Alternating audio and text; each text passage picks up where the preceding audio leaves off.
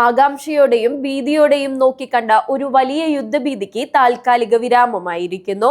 പശ്ചിമേഷ്യയെ ചാരമാക്കുമെന്ന് കരുതിയ Iran American പോരാട്ടത്തിന് പുതിയൊരു വഴിത്തിരിവുണ്ടായിരിക്കുകയാണ്.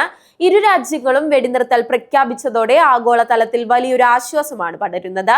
തകർന്നടിയുമെന്ന് കരുതിയ സമാധാന ശ്രമങ്ങൾ വീണ്ടും തളിർക്കുമ്പോൾ എന്താണ് ഈ വെടിനിർത്തലിന് പിന്നിലെ യഥാർത്ഥ വസ്തുതകളെന്ന് നമുക്ക് പരിശോധിക്കാം.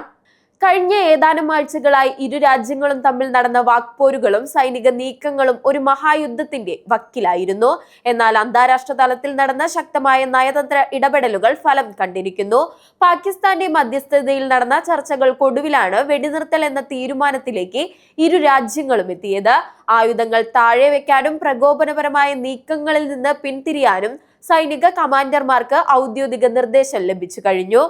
ഈ സമാധാന പ്രഖ്യാപനം വെറും ഒരു സൈനിക പിന്മാറ്റം മാത്രമല്ല, തകർച്ച നേരിട്ടുകൊണ്ടിരിക്കുന്ന ആഗോള വിപണിക്ക് ഇത് വലിയൊരു ഉണർവാണ് നൽകുന്നത്. വെടിനിർത്തൽ വാർത്ത പുറത്തു വന്നതോടെ ആഗോള വിപണിയിൽ ക്രൂഡ് ഓയിൽ വിലയിൽ ഗണ്യമായ കുറവ് രേഖപ്പെടുത്തി. ഇത് ഇന്ത്യ ഉൾപ്പെടെയുള്ള രാജ്യങ്ങൾക്ക് വലിയ ആശ്വാസമാണ്.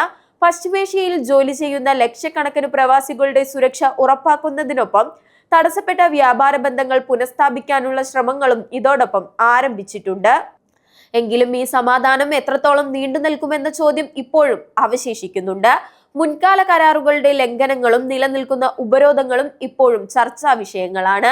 എങ്കിലും ഉപരോധങ്ങൾ ഘട്ടം ഘട്ടമായി നീക്കം ചെയ്യാനുള്ള സാധ്യതകളെ കുറിച്ച് അമേരിക്ക സൂചന നൽകുന്നുണ്ട്.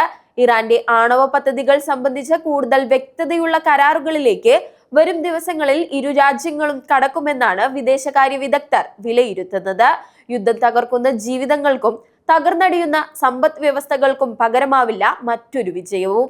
അതുകൊണ്ട് തന്നെ തോക്കുകൾ നിശബ്ദമാകുന്ന ഈ നിമിഷം മാനവികതയുടെ വിജയമാണ്.